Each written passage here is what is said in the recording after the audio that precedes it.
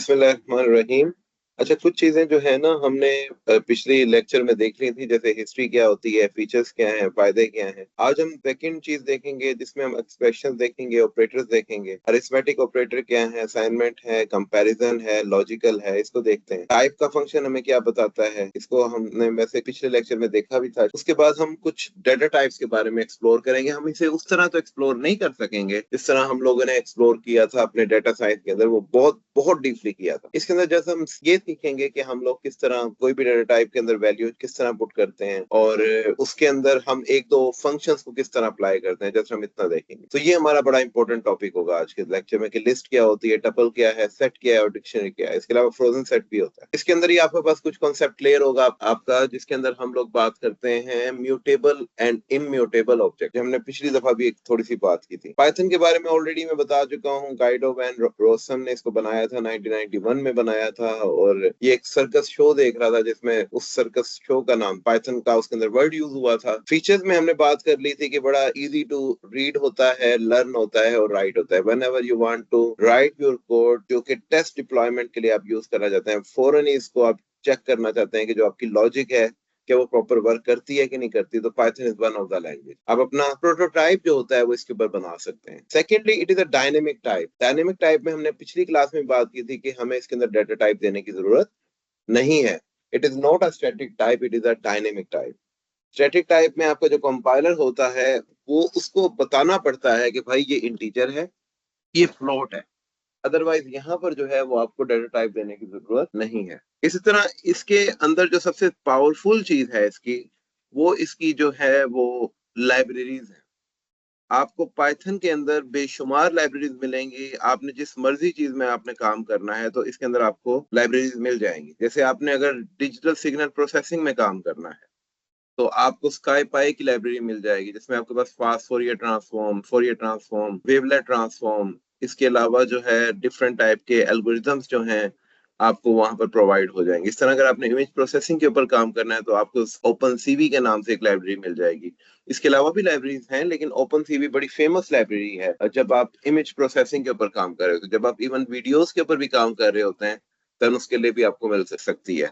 इसके अलावा अगर आपने जो है वो वेबसाइट के ऊपर काम करना है तो आप जेंगो को यूज कर लेते हैं। अगर आपने जीयूआई इंटरफेस के ऊपर काम करना है तो आप टिकेंडर को यूज कर लेते हैं। तो देयर लॉट ऑफ लाइब्रेरीज जो आपने डिफरेंट फंक्शनैलिटीज के अंदर अगर काम करना है तो उसकी हर चीज की इसके अंदर लाइब्रेरी है। Even you want to work in the operating system, तो ऑपरेटिंग सिस्टम के आप इसके अंदर लैब भी कर सकते हैं, ओएस की लाइब्रेरी भी मिल जाती है। तो इवन इसके अलावा इफ आपको शायद आइडिया हो कि सीसीएनए और सीसीएनपी की पाइथन की बकायदा वो लोग सर्टिफिकेशन भी करवा रहे हैं, और उन्होंने जो है अपनी जितनी भी नेटवर्किंग, क्योंकि हमारे पास जो कॉन्सेप्ट आ गया है वो है सॉफ्टवेयर डिफाइंड नेटवर्किंग। पहले तो ये होता था ना कि आपके पास एक डेडिकेटेड स्विच होता था और उसके अंदर आप क्या करते थे, कनेक्टिविटी करते थे, उसके अंदर ही आप कमांड्स को यूज करते हुए कॉन्फ़िगरेशन किया करते थे। ठीक है ना? तो लेकिन अब जो है आपके पास वो सारा प्रोग्रामेबल स्विच आ गए। प्रोग्रामेबल स्विच का फायदा ये होता है, ऑर्केस्ट्रेशन का कॉन्सेप्ट आ गया है कि आपके पास एक सिंगल सर्वर होगा। आप सारे के सारे स्विच उस सिंगल सर्वर से कंट्रोल करेंगे। यानी कि हर आपको स्विच को कंट्रोल करने की जरूरत नहीं है। उसके अलावा जो है आप बड़ी बेहतर अंदाज से इसके ऊपर सिक्योरिटी अप्लाई कर सकते हैं, बड़ी बेहतर अंदाज से इसके ऊपर क्वालिटी ऑफ सर्विस अप्लाई कर सकते हैं, और इसकी जो कोडिंग है वो आप यूज करते हैं पाइथन के थ्रू। और पाइथन पे भी है, जावा पे भी है, डिपेंड करता है कि आप कौन सा इसके अंदर फ्रेमवर्क यूज कर रहे हैं। और जो इसके लिए स्विच चाहिए होते हैं वो ऐसे स्विच चाहिए होते हैं जो ओपन फ्लो को सपोर्ट करते हैं। तो ये वहां पे भी बड़ी हेल्पिंग है। सो इजिली एक्सटेंसिबल है कि आप डिफरेंट प्रोग्रामिंग लैंग्वेज के साथ इसको एक्सटेंड कर सकते हैं। और सबसे बड़ी चीज है, इस कम्युनिटी बहुत ज्यादा बड़ी है। जब भी आप कोई भी प्रोग्रामिंग लैंग्वेज देखते हैं तो आप देखते हैं कम्युनिटी कौन सी है, कौन कौन से लोग जो है हमें मिलेंगे। हम अगर कोई प्रॉब्लम में फंसेंगे या हमें कोई एरर आएगा तो हमें हेल्प मिल जाएगी। तो इसकी कम्युनिटी बहुत ज्यादा है। तो ये एडवांटेजेस हमने पिछले लेक्चर में पढ़ लिए थे। हमने वेरिएबल्स क्या होते हैं। वेरिएबल हमारे पास एक कंटेनर होता है, एक बॉक्स होता है जिसके अंदर आप सारा का सारा डाटा पुट कर सकते हैं। अब जैसे यहाँ पर उसने क्या किया हुआ है, x is equal to 5। x is equal to 5 का मतलब ये है कि सबसे पहले तो वो जब इसको इंटरप्रेट करेगा तो वो चेक करेगा during interpretation what is the value of the x। तो वो देखेगा इसकी वैल्यू है 5। इट्स मीन कि अगर कोई इसके अंदर इन्वर्टेड कॉमास यूज हुए, नहीं यूज हुए, इसमें कोई पॉइंट्स यूज हुआ है, नहीं यूज हुआ, इसमें कोई कॉम्प्लेक्स नंबर यूज हुआ है, नहीं यूज हुआ, तो it's mean this is a integer. तो उसकी खुद ब खुद क्लास को डिक्लेयर कर लेगा। हमने पिछली क्लास में बात की थी कि हमारे पास हर चीज जो है पाइथन के अंदर वो एक ऑब्जेक्ट है, और ऑब्जेक्ट की क्या होती है? क्लास। सो दैट्स व्हाई ये जो 5 है इसका एक ऑब्जेक्ट जनरेट होगा, और उसकी जो क्लास होगी वो क्या होगी? इंटीजर। सो इसी तरह यू कैन सी कि आपके पास यहाँ पर क्या है? y is equal to hello world. तो हेलो वर्ल्ड जो है इट इज अ स्ट्रिंग। क्यों स्ट्रिंग है भाई? This is the reason, that is the reason कि ये स्ट्रिंग है, क्योंकि यहाँ पर दो इन्वर्टेड कॉमास जो हैं वो पुट किए गए हैं। अगर आपको लगता है कि आपको किसी वेरिएबल के साथ उसकी डाटा टाइप मेंशन नहीं कर सकते, तो आप कुछ इस तरह इसको लिख सकते हैं, int underscore variable, float underscore variable और कॉम्प्लेक्स अंडरस्कोर वेरिएबल। ये हम प्रैक्टिकल में जब देखेंगे ना तो हमें समझ आ जाएगा। उसके बाद हमारे पास कुछ डाटा टाइप्स होती हैं जिसके अंदर हम लोग लिस्ट की फॉर्म में डाटा लिस्ट, इसके अंदर अरे नहीं होती पाइथन में। हम लोगों ने अरे पढ़ी थी डिफरेंट लैंग्वेजेस के अंदर, लेकिन इसके अंदर नहीं होती। इसके अंदर अगर आपने अरे को यूज करना है तो आपको एक अलग से लाइब्रेरी यूज करनी पड़ेगी जिसका नाम होता है नमपाई। नमपाई का मैंने आपके लिए एक चैप्टर बनाया है जो इंशाल्लाह अगली वीडियोस में हम लोग पढ़ेंगे। सो नाउ यू कैन सी कि हमारे पास ये लिस्ट है। लिस्ट और अरे है, उसमें क्या डिफरेंस होता है? जो अरे होती है ना, सबसे पहली चीज यार, उसके अंदर हमारे पास जो है एक ही तरह का डाटा जो है यूज होता है। मिसाल के तौर पर अगर मैं यहाँ पर कुछ बनाता हूँ तो ये मेरे पास क्या है? ये मैंने सेल्स बना लिए डिफरेंट। अब यहाँ पे मैंने डिफरेंट सेल्स बनाए हैं, और इन सेल्स का जो इंडेक्स रखा है वो आपको पता है 0 से स्टार्ट होता है। ऐसे है, मैट लैब में ये 1 से स्टार्ट होता है। अच्छा, यहाँ पर अगर मैं वैल्यू रखता हूँ 2 3 1 4, अब इन सारे सेल्स में जो वैल्यू मैंने रखी है वो सेम ही टाइप की रखी है, तो इट्स मीन ये क्या है? ये अरे है। अगर मैं इन सेल्स में जो है वो डिफरेंट टाइप का डाटा रखूं, किसी में 3 रख दूं, किसी में 1.0 रख दूं, किसी में कोई स्ट्रिंग रख दूं, किसी में मैं कॉम्प्लेक्स नंबर रख दूं, तो ये जो होगा ये क्या होगी? लिस्ट होगी। और लिस्ट जो होती है ये इसके अंदर क्या है? ये म्यूटेबल है पाइथन के अंदर। तो ये जो अरे है ये आपके पास ये नमपाई के जरिए आप अचीव कर सकते हैं, और ये आपको बाय डिफॉल्ट जो है पाइथन के अंदर ये सहूलत मिल जाती है, आप इसको इस्तेमाल कर सकते हैं। इस तरह आपके पास टपल है, इस तरह आपके पास रेंज है, इस तरह डिक्शनरी है, ये भी हम आगे जाके देखेंगे। इस तरह सेट भी है और फ्रोजन सेट भी है। और आपके पास क्या होती है? बुलियन टाइप भी होती है। बुलियन टाइप के अंदर आप just flags, yes no, true false, इसको आप इस्तेमाल कर सकते हैं। फ्लैग प्रोग्रामिंग भी बड़ी इंपॉर्टेंट होती है। इवन के प्रोसेसर्स के अंदर, हार्डवेयर के अंदर फ्लैग प्रोग्रामिंग बड़ी यूज की जाती है कि अगर आप किसी भी फ्लैग को ट्रू कर देते हैं तो उसकी खास फंक्शनैलिटी एक्टिव हो जाती है, अदरवाइज वो डीएक्टिव रहती है। इस तरह आपके पास क्या है? ये आपके पास स्ट्रिंग है। स्ट्रिंग के अंदर आपके पास जो है वो जो है उसके अंदर टेक्सचुअल डाटा आप उसके अंदर पुट कर सकते हैं, ये आपको ऑलरेडी पता होगा।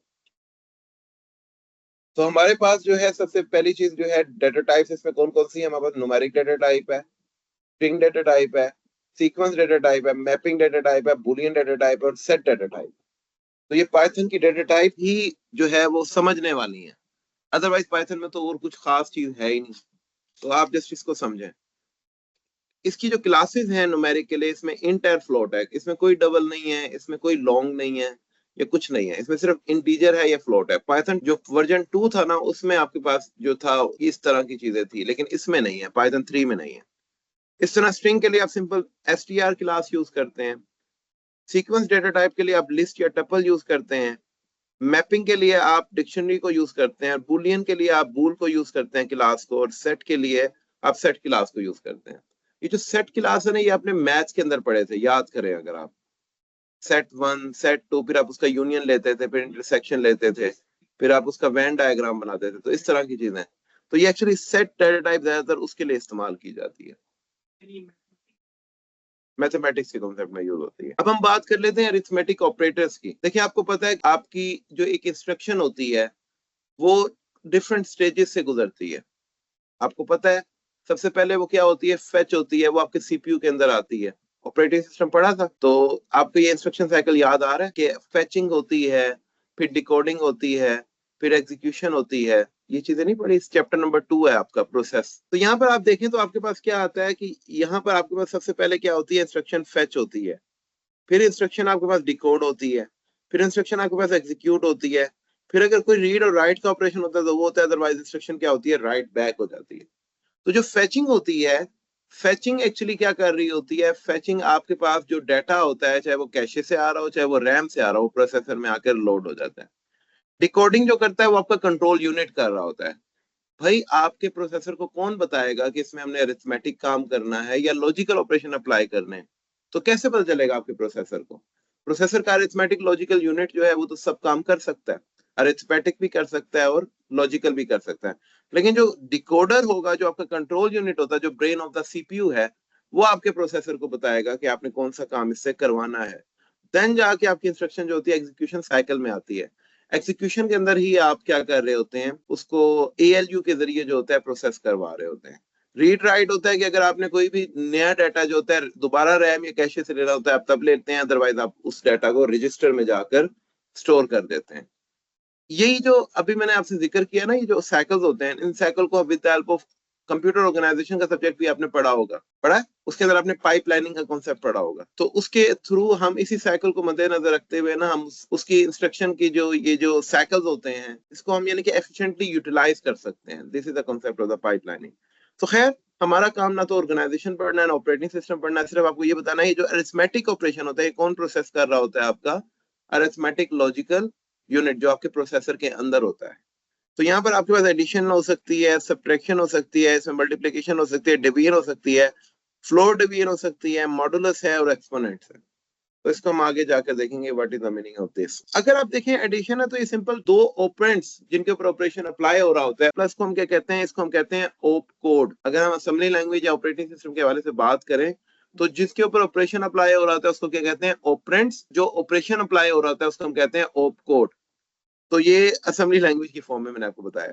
तो 10 + 5 = 15। तो ये सिंपल एडिशन का हमने ऑपरेशन किया। ऑप कोड से होते इसके ऊपर ऑपरेशन अप्लाई हो रहा है?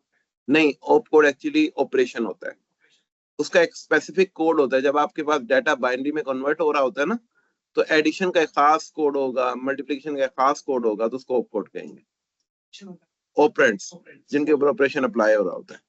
सो 10 - 5 ये आप सब्ट्रैक्शन का इसके अंदर ऑपरेशन अप्लाई किया जा रहा है। तो 10 × 5 ये आपके मल्टीप्लिकेशन का ऑपरेशन जो है अप्लाई किया जा रहा है। इस तरह जो है 10 / 3, तो आपके पास रिजल्ट आ रहा है 3.33 समथिंग। जब आप इसको फ्लोर डिवीजन करते हैं ना, तो आपके पास जो पॉइंट्स में वैल्यू आ रही होती है वो खत्म हो जाती है। और एक्सपोनेंट आपको पता है कि 2 की पावर 3, तो 2 की पावर 3 क्या होता है, 8। तो आपके पास जो है वो पावर में ले लेता है।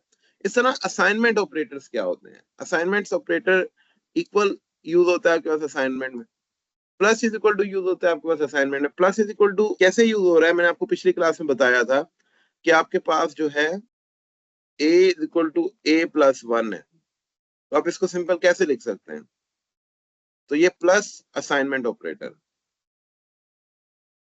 हाँ, तो इस तरह आप इसको लिख सकते हैं। इसी तरह सब्ट्रैक्शन, इस तरह मल्टीप्लिकेशन, ये सारे के सारे अरिथमेटिक ऑपरेटर जो भी आपने सारे पढ़े हैं उसको विद असाइनमेंट ऑपरेटर भी आप पुट कर सकते हैं। ये हमारे पास बिल्कुल असाइनमेंट ऑपरेटर भी हो गए, अरिथमेटिक ऑपरेटर्स भी हो गए। Now the comparison operator. Comparison operator में अगर आप देखें तो सिंपली डबल इक्वल है, एक सिर्फ आप कंडीशंस के अंदर इस्तेमाल कर रहे होते हैं कि आपने दो चीजों की ना, आप इसमें कंपेयर करके रिजल्ट जो लेना होता है वो बूलियन के अंदर लेना होता है, बूलियन क्लास में लेना होता है, या तो वो आपको ट्रू देगा या तो आपको फॉल्स देगा। तो यहाँ पर देखें not equal to, greater than, less than, greater than, equal to और लेस देन इक्वल टू, ये आपके पास कुछ कंपैरिजन ऑपरेटर्स हैं। तो ये उनकी एग्जांपल। अच्छा, इसके तरफ मजे की चीज है कि आप इसको या तो इफ में यूज करते थे, कंडीशन स्टेटमेंट्स में यूज करते थे, या तो आप इसको वाइल में लूप में यूज करते थे, या फोर लूप में यूज करते थे, ऐसे ही था। आप इसको वेरिएबल में भी यूज कर सकते हैं। वेरिएबल के अंदर भी आप कंपैरिजन करके उसका जो रिजल्ट आया वो उसको एज ए जो वैल्यू है उसको स्टोर करवा सकते हैं ट्रू या फॉल्स के अंदर। जैसे अब यहाँ पे देखें तो 10 = 10, तो ये दो चीजों में कंपैरिजन कर रहा है, तो इसका आंसर क्या आएगा, ट्रू आएगा, क्योंकि इक्वल है ना। तो दैट्स व्हाई वो रिजल्ट में अब क्या स्टोर हो जाएगा, ट्रू स्टोर हो जाएगा। तो ये बूलियन में डाटा स्टोर हो रहा है। इस तरह 10 ≠ 5, ये बिल्कुल ये भी ट्रू स्टोर कर लेगा, और 10 > 5 ये भी ट्रू स्टोर कर लेगा, और 10 5 < 10 ये भी अपने पास ट्रू स्टोर कर लेगा। इस तरह 10 > 5 बिल्कुल ट्रू है, और 5 < 10 ये भी बिल्कुल ट्रू है। तो दैट्स व्हाई ये अपने पास इस तरह डाटा स्टोर करता है। उससे अगला जो ऑपरेटर आता है आपके पास वो क्या होता है, लॉजिकल ऑपरेटर आता है, क्योंकि अरिथमेटिक लॉजिकल यूनिट। तो अब लॉजिकल ऑपरेशन क्या क्या हो सकते हैं, एंड का ऑपरेशन हो सकता है, और का ऑपरेशन हो सकता है, नोट का ऑपरेशन हो सकता है। तो आप सिंपल जब भी दो स्टेटमेंट्स को, जिनके अंदर दोनों की कंडीशन ट्रू होना या फॉल्स होना लाजमी है, दोनों की बेसिस पे आपने डिसाइड करना है, तो देन आप यूज करेंगे एंड।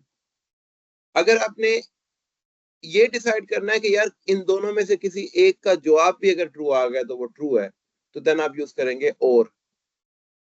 अदरवाइज जो है आप यूज करेंगे, अगर आपने उसको बिल्कुल ऑपोजिट देखना है, देन आप यूज करेंगे नॉट। तो यहाँ पर अगर आप देखें तो 10 बड़ा है 5 से और 5 छोटा है 10 से।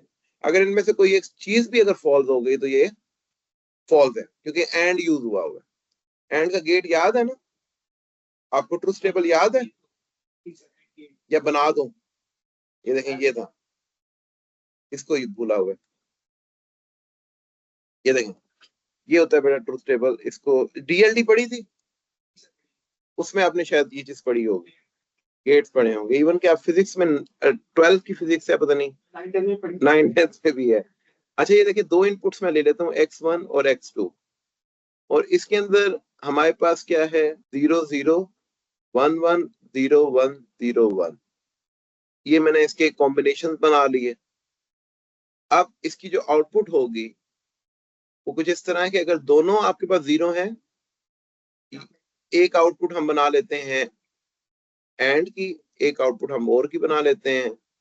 और के लिए, नॉट के लिए आपके पास सिंपल एक इनपुट होनी चाहिए।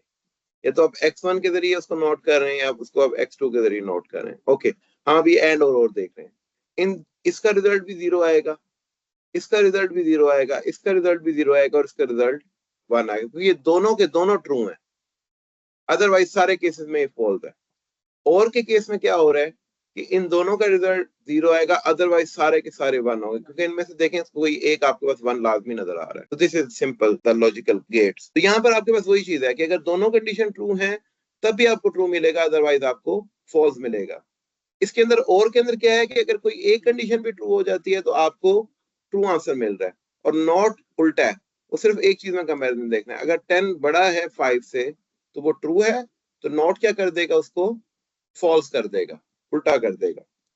तो अब टाइप कहां पर यूजर टाइप हमने पिछली क्लास में भी देखी थी। वो टाइप आपको एक्चुअली क्लास बताता है कि जब आप कोई भी वेरिएबल यूज कर रहे होते हैं, उसके अंदर जो वैल्यू होती है, उस वैल्यू के लिहाज से उसकी क्या क्लास होगी। क्योंकि हमने ये चीज देख ली है कि everything in the Python is an object. जब आप वेरिएबल इनिशियलाइज कर रहे होते हैं तो एक ऑब्जेक्ट क्रिएट होता है, और उसके लिहाज से उसकी क्लास जो होती है वो क्रिएट हो जाती है। तो क्लास जो होती है वो यूज हो जाती है। तो यहाँ पर अगर आप देखें तो 5 क्या है? ये इंटीजर है। 5.0 क्या? ये फ्लोट है। हेलो स्ट्रिंग है। 1 2 3 ये लिस्ट है, और ये टपल है, और ये आपके पास डिक्शनरी है। ये चीजें भी हम देख रहे हैं कि टपल को कैसे आप डिफाइन करते हैं और क्यों डिफाइन करते हैं। पाइथन के अंदर कोई डाटा टाइप देने की जरूरत नहीं, वो खुद ब खुद उसकी वैल्यू को देख के उसकी टाइप का अंदाजा लगा लेता है। अब हम आते हैं जरा थोड़ा सा आगे, स्ट्रिंग डाटा टाइप के ऊपर हम थोड़ी सी बात कर लेते हैं। देखिए, जब भी आपने नेचुरल लैंग्वेज प्रोसेसिंग पे काम करना है, even chat GPT, large language models या जिसके ऊपर भी, तो आपको टेक्सचुअल डाटा पे जब भी आप काम करेंगे तो आपको स्ट्रिंग ऑपरेशंस के साथ छेड़खानी करनी पड़ेगी। उसके अलावा मैंने एक आपके लिए एडिशनल बोनस लेक्चर भी डाल दिया, which is called the regular expression. Regular expression क्या होता है कि आप पैटर्न को देखते हुए, जैसे सपोज करें the name of the vice chancellor is XYZ। अब मैं स्टेटमेंट चेंज करता हूँ। द नेम बोला ना मैंने, in this university the vice chancellor is this. Statement थोड़ी सी चेंज की है। अगर आप इसको पक्का कंडीशन में डाल देते हैं कि अगर ये स्टेटमेंट होगी तो देन ये आंसर होगा। अगर उस पर्सन ने जब वो इनपुट दे रहा होगा उसमें अगर उसने इज की भी गलती कर देना तो कंडीशन फॉल्स। तो वहां पर कंडीशन फॉल्स हो जाएगी, तो आप फिर किसकी तरफ मूव करेंगे? आप सिंपल पैटर्न को देखेंगे कि वाइस चांसलर का वर्ड यूज हुआ, वो उसको देखेगा, बाकी सब चीजों को इग्नोर कर देगा, और उसके हिसाब से क्या दे देगा आपको? उसका बस आंसर बता देगा कि इसका वाइस चांसलर ये है। समझ आई आपको मेरी बात? तो पैटर्न को आप देखते हैं। रेगुलर एक्सप्रेशन की प्रोग्रामिंग बड़ी इंपॉर्टेंट है, लेकिन बदकिस्मती से जब इसके पैटर्न बनते हैं ना तो लोग इससे दूर भागते हैं। लेकिन जब भी आप टेक्स्ट की प्री प्रोसेसिंग करते हैं तो आपको रेगुलर एक्सप्रेशन को यूज करना पड़ता है, क्योंकि आपने अगर कोई ईमेल, कोई कमेंट्स की सेंटिमेंटल एनालिसिस कर रहे हैं, जैसे अमेजोन की कोई प्रोडक्ट है, आपने ये देखना है कि प्रोडक्ट पॉजिटिव है, नेगेटिव है, न्यूट्रल है या क्या है। सपोज करें कि कोई कमेंट है, उसने अपना ईमेल आईडी डाल दिया, उसने अपना यूआरएल डाल दिया। आप क्या किसी को बाउंड कर सकते हैं कि यार इसमें कोई भी इस तरह की चीज ना ऐड करे? कमेंट तो ओपन है ना सबके लिए। तो आपको उसको प्री प्रोसेस करना पड़ेगा, आपको उसके अंदर से निकालने पड़ेंगे सारे के सारे ईमेल आईडीज, सारे के सारे यूआरएल्स। अपने डाटा को आपको सबसे पहले क्लीन करना पड़ेगा, और क्लीनिंग के लिए आपको रेगुलर एक्सप्रेशन का इस्तेमाल करना ही पड़ेगा। और सबसे बड़ी चीज के जो आपका डाटा जो है, स्ट्रिंग ऑपरेशन भी होंगे इसमें यूज, क्योंकि आपके पास जो डाटा है वो अपर केस में भी होगा, लोअर केस में भी होगा, और सारे के सारे केस अपर होंगे। तो आपको क्या करना पड़ेगा, आपको सारे के सारे डाटा को लोअर केस में भी कन्वर्ट करना पड़ेगा। तो देन उसके लिए आप स्ट्रिंग ऑपरेशन का इस्तेमाल करेंगे। सो हियर यू कैन सी कि आप इसको डबल इन्वर्टेड कोमास में भी यूज कर सकते हैं, आप इसको सिंगल इन्वर्टेड कोमास में भी यूज कर सकते हैं, और आपने अगर मल्टी लाइन स्ट्रिंग लिखना है तो आप इसको ट्रिपल जो है इन्वर्टेड कोमास के अंदर भी इस्तेमाल कर सकते। नाउ यू कैन सी कि आपके पास ये जो स्ट्रिंग है, ये जो आपने माई स्ट्रिंग बनाया हेलो वर्ड का, इसको आपने अपर केस में कन्वर्ट करना है, तो डॉट अपर का फंक्शन यूज कर लेंगे, तो वो अपर केस में कन्वर्ट हो जाएगा। माई स्ट्रिंग डॉट लोअर है तो उसको लोअर केस में कन्वर्ट कर देगा। इसके अलावा अगर आपने डॉट स्ट्रिप करना है, स्ट्रिप क्या करता है, स्ट्रिप ये करता है कि उसकी स्टार्टिंग स्पेसेस और उसकी एंडिंग स्पेसेस जो होती है उसको खत्म कर। तो आप देखें जो आउटपुट में है वो आपके पास कहीं पे भी आपको स्टार्टिंग और एंडिंग स्पेस नजर आ रही है, जबकि इनपुट में तो थी, ये देखें इनपुट में स्टार्टिंग स्पेस थी और ये आपके पास एंडिंग स्पेस थी, इसको उसने खत्म कर दिया। स्प्लिट क्या करता है, जो आपने स्प्लिट फंक्शन के अंदर एज ए आर्गुमेंट उसका डेलीमीटर असाइन किया होगा, उसकी बेस पर वो आपके सारे के सारे स्ट्रिंग को लिस्ट के अंदर इंडिविजुअल एलिमेंट के तौर पर रिप्रेजेंट कर देगा। जैसे आप देखें आपके पास कहता है हेलो वर्ड था, दरम्यान में क्या आ रहा है, कोमा आ रहा है, इसकी बेस पर वो क्या करेगा, लिस्ट बना देगा। इस तरह ज्वाइन इज वेरी यूजफुल कि आपने दो चीजों को ज्वाइन करना है, तो दरम्यान में उनके क्या डेलीमीटर सैंपल आना चाहिए, आपने यूज कर लिया अंडरस्कोर, तो आप देखें हेलो अंडरस्कोर वर्ड, सही है। तो आप इस तरह इसके अंदर जो है डाटा पुट कर सकते हैं।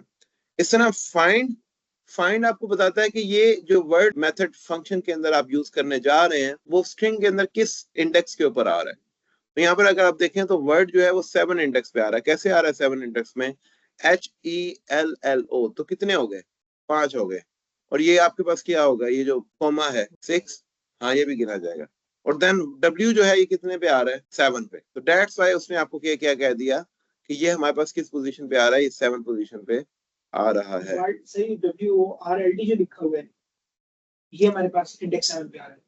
हाँ, लेकिन शुरू कहाँ से हो रहा है, WORLD W से शुरू हो रहा है ना, तो दैट्स वाई उसने उसको 7 लोकेशन कह दी है कि आपके पास जो टेक्स्ट के अंदर जो इसका इंडेक्स था उसमें से 7 लोकेशन में। अच्छा, इसमें स्पेस भी यूज होती है, स्पेस भी इसके अंदर काउंट होती है, क्योंकि आपकी इंडेक्स 0 से स्टार्ट हो रही है, 1 से स्टार्ट नहीं हो रही। तो H 0 पर है, ये देखें ना, इसको यूं देखें आप, इसको हमारे पास क्या था,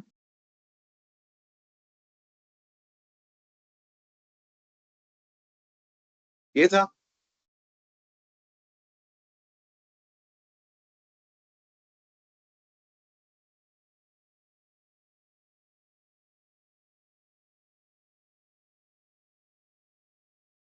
HELLO कोमा स्पेस और ये W हो गया 7 नंबर पे, यही चीज बतानी है।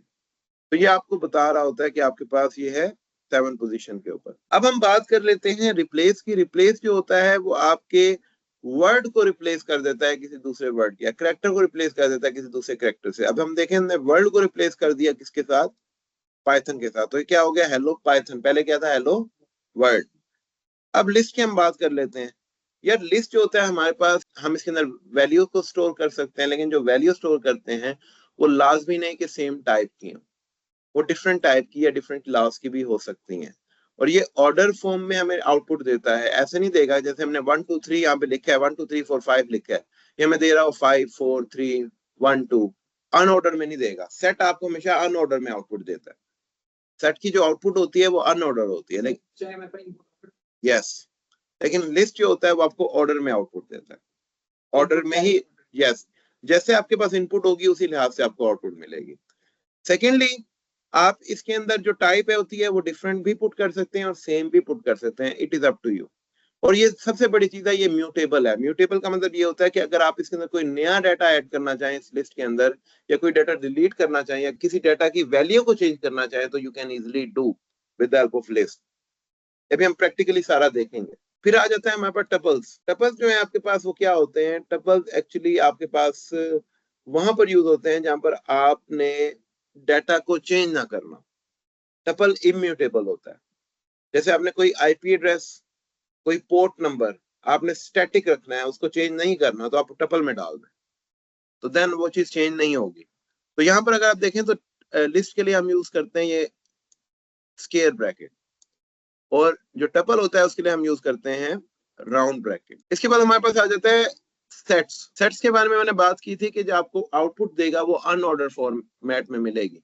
और सेकेंडली ये डुप्लीकेशन को भी खत्म कर देता है। मतलब कहने का ये है कि अगर आपने 1 2 2 3 दिया है तो आउटपुट में आपको 1 2 3 मिलेगा। डुप्लीकेशन आ रही थी यहाँ पर, उसको खत्म कर देगा। तो ये हमारा सेट होता है। और अगर आप इस सेट के अंदर कोई नया एलिमेंट पुट करना चाहें या किसी चीज को डिलीट करना चाहें तो देन आप यूज करते हैं सेट, क्योंकि वो म्यूटेबल होता है। अदरवाइज अगर आप नहीं करना चाहते ऐसा कुछ तो देन आप यूज करेंगे फ्रोजन सेट, क्योंकि वो होता है इम्यूटेबल। क्योंकि आपने जब एक दफा उसको क्रिएट कर लिया तो उस एड्रेस स्पेस के अंदर रहते हुए आप उसके अंदर वैल्यू को चेंज नहीं कर सकते। That's why it is immutable. Otherwise वो जो सेट है वो क्या है? म्यूटेबल है। इट्स मीन आप उसके अंदर चेंजिंग कर सकते हैं। सेट में आपने यूनियन लेना होता है, इंटरसेक्शन लेना होता है, या अगर आपने उसको सब्ट्रैक्शन देखनी होती है या इसका उल्टा देखना होता है सब्ट्रैक्शन का, तो ये कुछ साइन है वो आप यूज करते हैं सेट। ये भी हम यूज करेंगे। अब आती है मैपिंग। ये बाद में पैदा की वजह है, गहरा गिरता रहता है। सर्दियां जब आती है ना, एलर्जी जब स्टार्ट होती है मुझे इस तरह की। आपके छोटे भाई का मसला है सर, वो पे एक स्प्रे लिखा हुआ उनको नाक में डालने वाला। हाँ हाँ हाँ, मैं स्प्रे करता रह गया था, लेकिन फिर मैंने स्प्रे कुछ अरसे से छोड़ दिया हुआ। डिक्शनरी क्या होती है? It is use for the mapping, जिसके अंदर आप क्या कर रहे होते हैं? आप उसके अंदर की भी दे रहे होते हैं, आप उसकी वैल्यू भी दे रहे होते हैं। की और वैल्यू के दरमियान वो क्या कर रहा होता है? उसकी मैपिंग कर रहा होता है। तो इसको यूं समझ लें कि हम लिस्ट, टपल और डिक्शनरी में अभी तक क्या कर रहे थे? हम उसके अंदर सिंपल वैल्यू पास कर रहे थे। जो हम लिस्ट बनाते थे, हम जैसे ए 2 है, बी 3 है, सी 3.2 है, ये वैल्यू है ना, ये हम सिंपल डाल रहे थे लिस्ट के अंदर या टपल के अंदर या डिक्शनरी के अंदर। जो हमारे पास डिक्शनरी होती है ना, इसको मैं समझाने के लिए आपको बता रहा हूँ। जो डिक्शनरी होती है ना, उसके अंदर आप क्या यूज करते हैं? उसके अंदर ये जो ए है ये की बन जाता है, और ये जो 2 है ये आपके पास वैल्यू बन जाती है। तो अगर आपने A:2 coma B:3 coma C:3.2 coma, अब आप वैल्यू भी ले रहे हो और वेरिएबल भी ले रहे हो। तो इट्स मीन अगर आप इसको इस तरह से स्टोर करवा दो तो वो आपके पास क्या बन जाएगी? वो आपके पास एक डिक्शनरी बन जाएगी। और हमने एक बात नहीं की थी कि सेट के लिए आप हमेशा यूज करते हैं करली ब्रैकेट, और डिक्शनरी के लिए भी आप यूज करते हैं करली ब्रैकेट। लेकिन सेट और डिक्शनरी में फर्क यही होता है कि जो आपके पास की और वैल्यूज होती हैं वो डिक्शनरी में होती हैं, और सेट के अंदर आपके पास सिंपल वैल्यू होती है। Yes, very good question. Dictionary के अंदर जो वैल्यू होती है वो म्यूटेबल होती है, लेकिन जो की होती है वो इम्यूटेबल होती है। यानी कि जो आपके पास की होगी उसको अपडेट नहीं कर सकते, लेकिन उसकी वैल्यू को आप बाद में अपडेट कर सकते हैं डिक्शनरी के अंदर। की स्टैटिक रहेगी। इसको अभी हम देखेंगे। चले खैर, अब ये सारी बातें हम लोगों ने सीखी है ना, इसको अब हम करते हैं प्रैक्टिकल, ताकि हमें एक एक चीज जरा बेहतर अंदाज से समझ आ सके। दैट्स व्हाई अब यहां से हम क्या कर लेते हैं? हम एक न्यू पाइथन IPY कर्नल को यूज करते हैं। तो इसको हम नाम दे देंगे, हमारा प्रैक्टिस नंबर 2 है ये, प्रैक्टिस 2, बल्कि ई हमने कर दिया।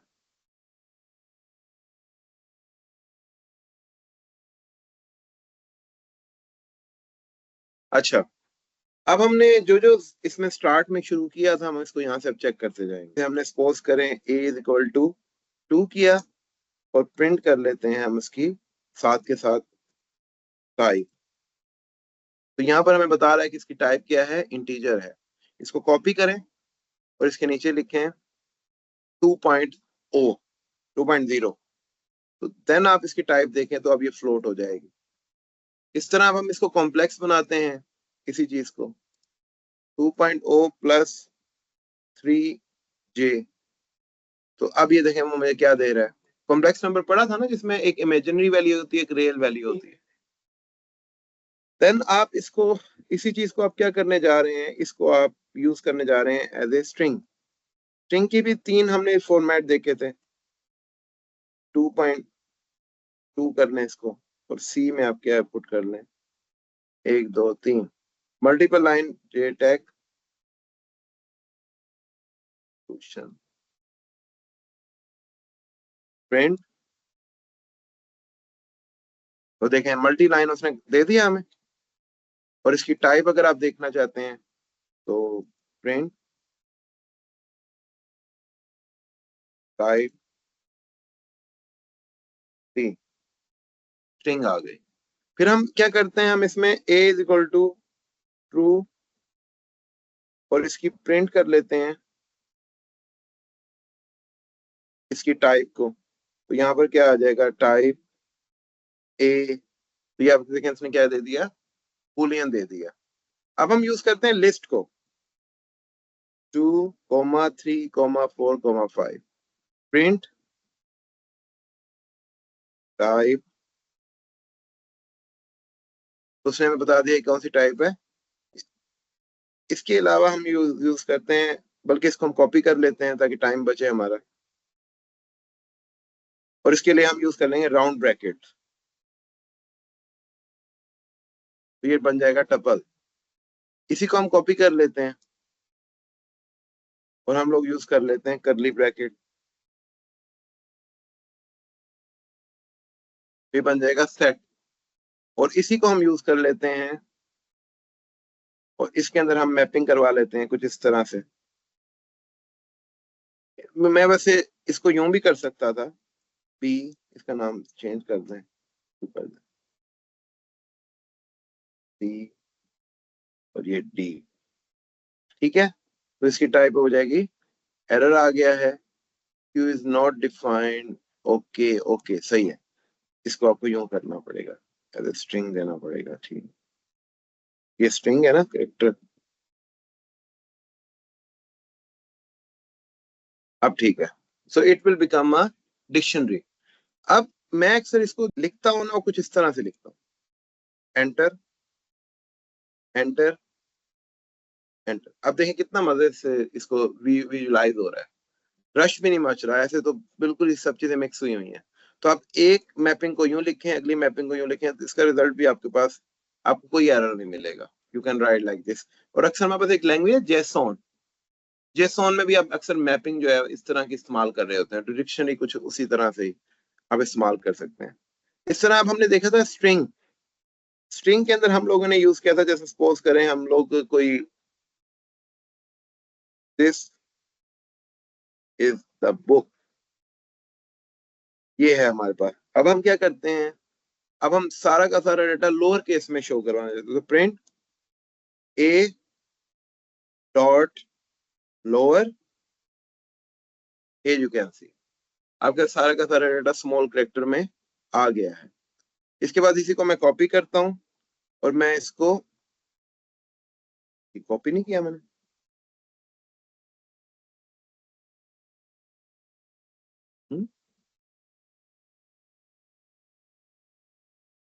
इसमें कॉपी मैंने इसको किया था, कॉपी सेल और paste cell below. Copy pasting सही नहीं कर रहा, मैं खैर लिख लेता हूँ, A is equal to this is, बल्कि ये तो अपर में ही है, मैं इसको स्मॉल में लिख लेता हूँ, दिस इज द बुक। इसको प्रिंट करवाते हैं और इसको हम ए डॉट अपर कर देते हैं, तो आपके पास सारा का सारा डेटा अपर केस में आ गया। अब हम सिंपल वही हेलो वर्ड वाली एग्जांपल लेते हैं, हेलो वर्ड, और यहाँ पे एक्सक्लेमेशन मार्क। अब हम प्रिंट करवाते हैं, बल्कि हम इसको क्या करते हैं, ए डॉट प्रिंट के अंदर कर लेते हैं, ए डॉट स्ट्रिप के नाम से हमारे पास एक फंक्शन था, एक स्ट्रिप के नाम था, एक स्प्लिट के नाम से था, और एक हमारे पास स्ट्रिप के नाम से था, दूसरा हमारे पास जो था वो ज्वाइन के नाम से भी था और फाइंड के नाम से। ठीक है, ए डॉट स्ट्रिप, इसको हम स्पेस दे देते हैं थोड़ी सी।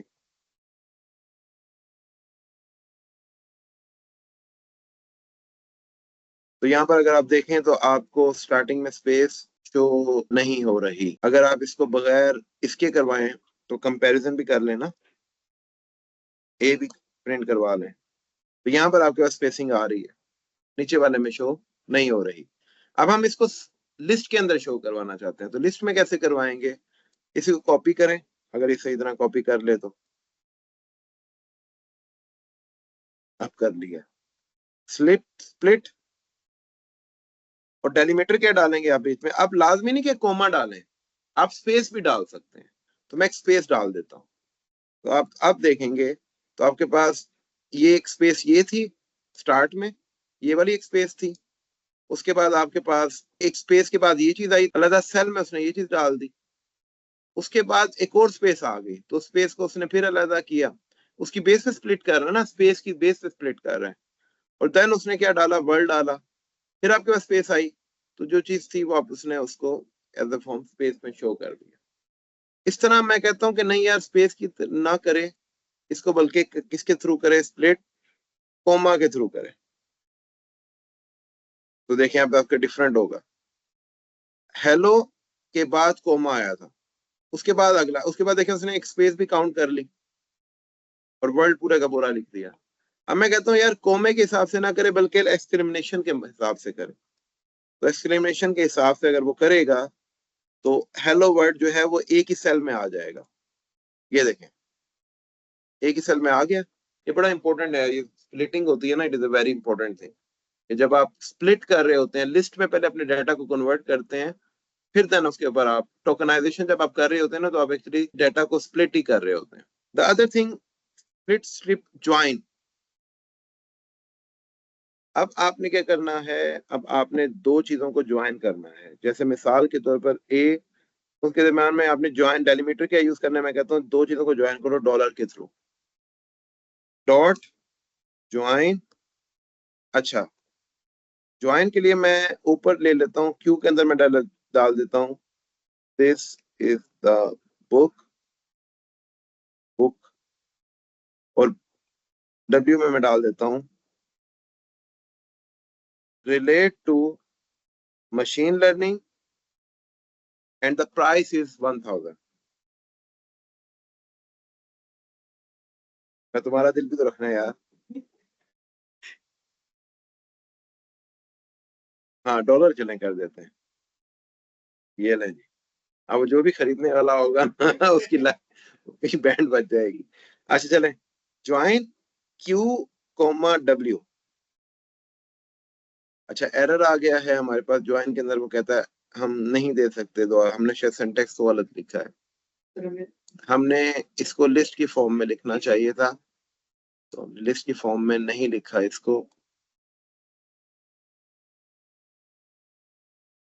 क्या हम इसको इस फॉर्म में लिखेंगे तो एरर खत्म हो जाएगा? बिल्कुल हो जाएगा। और print A, where you can see this is the book, आ गया ज्वाइन के बाद dollar sign, relate to machine learning and the price is $1000। बड़े महंगी किताब तुमने बिकवा दी है। हाँ, ये भी है, वेरी गुड। अब हमने देखना है कि यार इसके अंदर जो बुक है, या सपोज कर लेते हैं इज है, इसकी लोकेशन क्या है, इसका इंडेक्स क्या है, आप खुद देखें। T0 है, H1 है, I2 है, S3 है, स्पेस 4 है और I5 है। तो हियर यू कैन सी कि आपके पास लोकेशन है इसकी 5। तो हम क्या करेंगे, हम करना क्या चाह रहे थे, फाइंड को यूज करना चाह रहे थे, तो हम इसी चीज को कॉपी कर लेते हैं क्यू को। सिंपल हम क्या करेंगे, प्रिंट क्यू डॉट फाइंड, किस क्या फाइंड करना है भाई, आपने इस फाइंड करना है, उसकी लोकेशन क्या होगी, उसकी लोकेशन 2 है। हाँ, 2 सही उसने दी है। The other thing is the replace, जैसे हेलो वर्ड को हम दोबारा उठा लेते हैं, तो इस चीज को हमने कॉपी कर लें और यहाँ पर आप पेस्ट कर लें, तो रिप्लेस करना है आपने वर्ड के साथ, इसको हम क्या पढ़ रहे हैं? पाइथन पढ़ पाइथन के साथ रिप्लेस कर। तो यहाँ पर अगर आप देखें तो अब हो गया, हेलो पाइथन हो गया। पीछे वाला कौन सा है? कौन सा पीछे वाला? हाँ ये देखे ना, यहाँ पे प्रिंट एक किया वो, उसने डेट साइज को प्रिंट किया, फिर आपके पास हेलो पाइथन हो। स्ट्रिंग के ये कुछ बेसिक फंक्शन है जो हमने यहाँ पे डिस्कशन की है। इसके अलावा भी हमने डेटा साइंस के अंदर पूरा स्ट्रिंग का एक चैप्टर पढ़ा था। बहुत सारे फंक्शन थे जो इस्तेमाल होते थे, लेकिन हमारे लिए अभी फिलहाल स्टार्टिंग स्टेज में काफी है। उसके बाद हम लोग सेट की तरफ आ जाते हैं। सेट के अंदर हम लोगों ने क्या देखा था? a इज इक्वल टू 1,2,3, ये एक सेट बना लिया। अब आपने दूसरा सेट बना लिया, b इज इक्वल टू 1,4,5।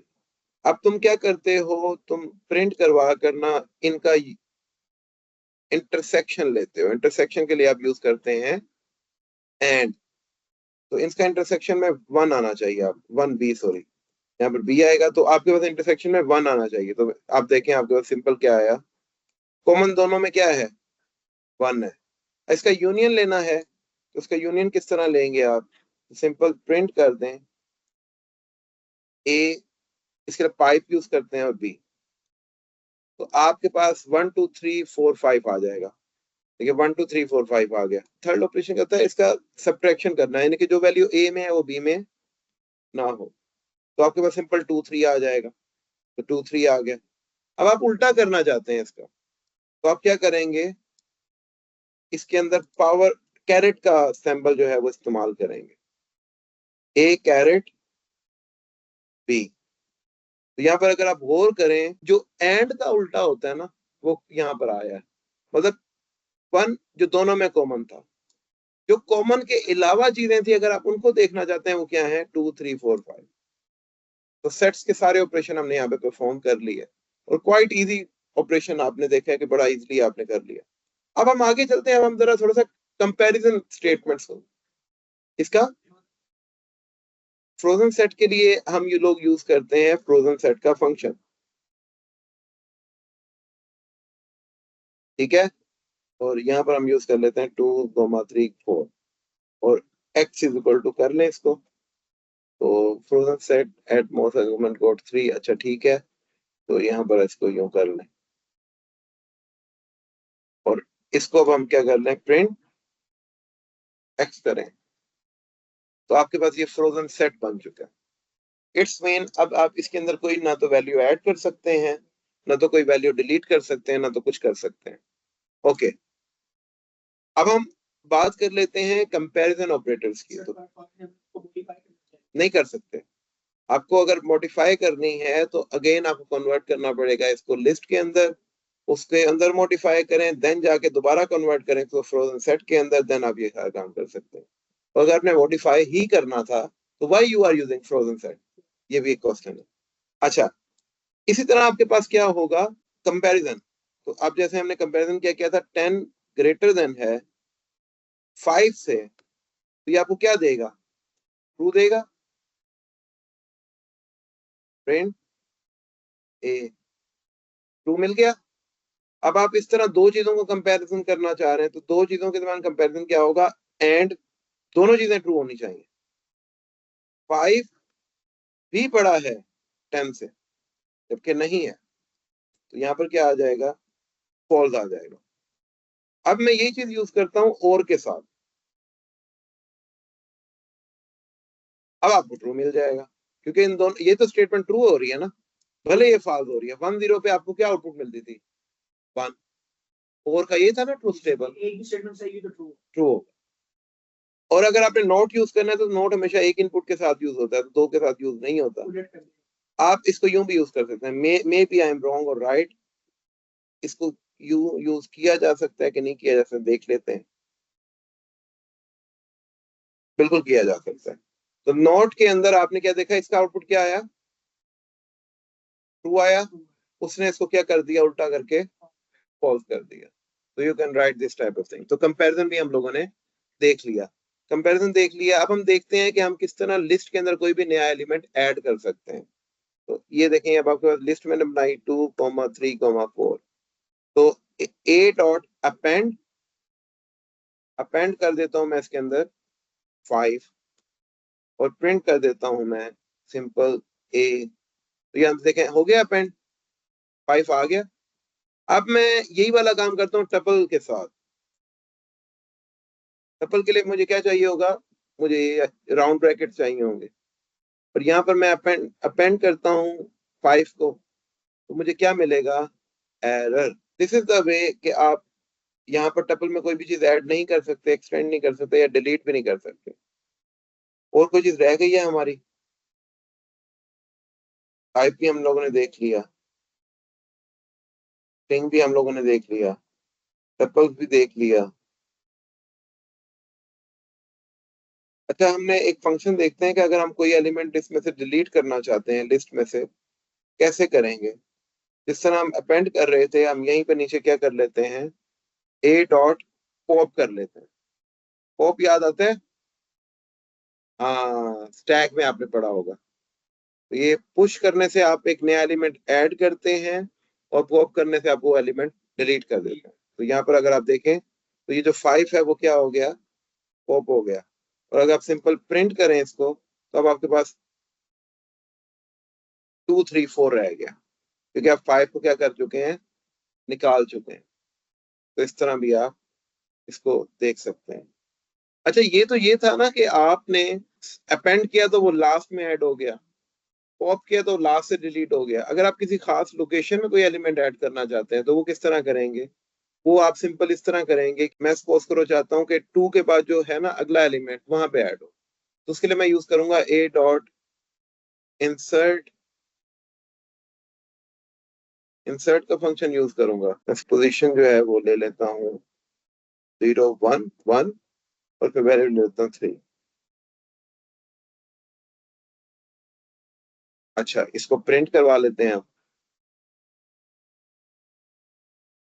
तो आप देखें तो ये इसने लोकेशन कौन सी यूज की है, 1 लोकेशन यूज किया है और मैंने 3 की है ना, तो इसको मैं इंसर्ट करवा देता हूँ 5 से। तो आप देखेंगे यहाँ पे बिल्कुल वाज़ेह फर्क नजर आ रहा है। तो 1 पोजीशन में अब आपके पास क्या आ गया, 5 आ गया। तो इस तरीके कार से आप क्या कर सकते हैं, अपना कोई भी स्पेसिफिक किस्म का एलिमेंट जो होता है वो ऐड कर सकते हैं। इस तरह अगर आपने कोई रिमूव करना है एलिमेंट को, तो सिंपल इसको कॉपी करें और यहाँ पर आप सिंपल यूज करें रिमूव, और जो भी एलिमेंट डिलीट करना चाहेंगे वो आप यहाँ पे लिख दें। मैं किसको रिमूव करना चाह रहा हूँ, 5 को रिमूव करना चाह रहा हूँ। जैसे मैंने 5 को रिमूव किया तो अब आपके पास 5 यहाँ से खत्म हो गया। पॉप क्या कर रहा था, आखिरी एलिमेंट। ये आप स्पेसिफिक किसी भी वैल्यू को यहाँ से रिमूव कर सकते हैं। यस, इंसर्ट भी कर सकते हैं एट स्पेसिफिक लोकेशन। ये पोजीशन है फर्स्ट और ये वैल्यू है, तो इसके थ्रू आप ऐड कर सकते हैं। अब हमने डिक्शनरी नहीं बनाया टेक्स्ट के अंदर, स्ट्रिंग है टेक्स्ट नहीं, स्ट्रिंग टेक्स्ट आपके पास ये देखें ना, स्ट्रिंग आपके पास इम्यूटेबल होता है। स्ट्रिंग जो आपने एक दफा बना लिया उसके अंदर आप चेंजिंग नहीं कर सकते। आपको अगर कोई चेंजिंग करनी है तो आपको दोबारा से एक नया ऑब्जेक्ट क्रिएट करना पड़ेगा और देन जाकर उसके अंदर वैल्यू पुट करवानी पड़ेगी। उसके अंदर आप चेंजिंग नहीं कर सकते। मैंने ये कहा था कि जो स्ट्रिंग को आप रिप्रेजेंट कर सकते हैं, इट इज अरे ऑफ कैरेक्टर्स या लिस्ट ऑफ कैरेक्टर्स। तो लाजमी नहीं कि वो लिस्ट की ही पीछे से डेटा टाइप यूज करता हो, लेकिन वो स्टोर इसी तरह ही होता है। अब हम डिक्शनरी पे आ जाते हैं। डिक्शनरी आप कैसे बनाएंगे, ए इज इक्वल टू, इसके लिए भी हम करली ब्रैकेट यूज करते हैं। तो ए कोलन 2, ये वैसे भी हमने बना लिया, इसके ऊपर काम कर लिया हो। अच्छा, एक फंक्शन के थ्रू भी आप ये सारा काम कर सकते हैं। कैसे, आपने एक सेट बनाया था एस इज इक्वल टू 2,3,4। अब आप इसको लिस्ट में कन्वर्ट करना चाहते हैं, कैसे करेंगे, L is equal to list S. इस फंक्शन के थ्रू आप जो आपके पास सेट होगा वो किस में कन्वर्ट हो जाएगा, मैं अगर इसकी टाइप देखूं वो कन्वर्ट हो जाएगा लिस्ट में। सॉरी, एल एल पुट करना था, तो यहाँ पर आपके पास क्या आ जाएगा, यहाँ पर लिस्ट आ जाएगा। ठीक है, तो यहाँ पर अब आप इसकी अगर एस की टाइप देखें तो वो आपके पास सेट ही है, तो वो सेट ही है, लेकिन जब आपने उसको लिस्ट में कन्वर्ट कर लिया तो उसकी टाइप लिस्ट बन चुकी है। तो इस तरह आप किसी भी एलिमेंट को, किसी भी सीक्वेंस डेटा टाइप को या किसी भी टाइप को आप लिस्ट में कन्वर्ट कर सकते हैं। तो इसको मैं दोबारा कॉपी करता हूँ और मैं अब इसकी जगह क्या बनाता हूँ, टपल बना लेता हूँ। ये टपल बन गया। टपल के लिए मुझे राउंड ब्रैकेट चाहिए क्योंकि टपल इम्यूटेबल होता है। तो मैं क्या करूंगा, अब मैं किस तरह टपल को अपडेट कर सकता हूँ, इस तरह कर सकता हूँ। सबसे पहले तो मैं उसको लिस्ट में कन्वर्ट कर लूंगा। तो वो लिस्ट में कन्वर्ट अगर हो जाता है, क्योंकि वो लिस्ट में कन्वर्ट हो चुका है, अब एल को अगर मैं प्रिंट करवाऊं, प्रिंट एल, तो ये आपके पास सेट आ गया। पहले वो क्या था, टपल था। अब मैं क्या करता हूँ, इसके अंदर एक नया एलिमेंट ऐड कर लेता हूँ। नया एलिमेंट अभी हमने ऐड किया, तो हम कैसे ऐड कर सकते हैं, मैं ये वाला तरीकाकार अपनाता हूँ। इसको कॉपी करता हूँ और यहाँ पर मैं क्या कर लेता हूँ, एक नया एलिमेंट ऐड कर लेता हूँ। किसमें ऐड करूंगा, एल में ऐड करूंगा। तो एल में ऐड किया मैंने, पहली लोकेशन में मेरे पास क्या ऐड हो जाएगा, 5 ऐड हो जाएगा। 3 से पहले क्या आ जाएगा, 5 आ जाएगा। हियर यू कैन सी, हाँ सॉरी, प्रिंट यहाँ पर मुझे एल करना पड़ेगा। तो यहाँ पर आपके पास 5 आ गया। अब मैं इसको दोबारा कन्वर्ट कर लेता हूँ टपल के अंदर। तो कैसे करूंगा, T T is equal to tuple और ये एल, और प्रिंट करवा लेते हैं हम टाइप टी टी और print T T. Now you can see, अब उसकी क्लास भी टपल होगी और हमने एडिशन भी करवा दी। This is the indirectly way कि पहले उसको म्यूटेबल में लेके जाओ, म्यूटेबल में चेंजिंग करवाओ, देन दोबारा उसको म्यूटेबल में ले आओ। तो वैसे ये करने का वैसे कोई तुक बनता नहीं है, लेकिन दिस इज द वे कि आप इस तरह इनडायरेक्टली काम कर सकते हैं। तो आज के लेक्चर में हम लोगों ने ये चीजें देखी हैं कि हम लोगों ने बेसिक चीजें देख ली हैं। अरिथमेटिक ऑपरेटर किस तरह वर्क करते हैं, इसमें और जो लॉजिकल ऑपरेटर होते हैं वो भी हम लोगों ने देख लिए हैं, कंपैरिजन ऑपरेटर भी देख लिए हैं। इसके अलावा हम लोगों ने डिफरेंट डेटा टाइप्स को भी पढ़ लिया है, स्ट्रिंग के ऑपरेशंस को भी इसके ऊपर भी काम कर लिया है। और थोड़ा सा हम डेटा स्ट्रक्चर जो लिस्ट वगैरह है इन सब के ऊपर भी हम लोगों ने फंक्शन अप्लाई कर कर देख लिया हुआ है। ये मैं आप लोगों से शेयर कर देता हूँ यार। मैं रिकॉर्डिंग फिलहाल स्टॉप कर लेता हूँ।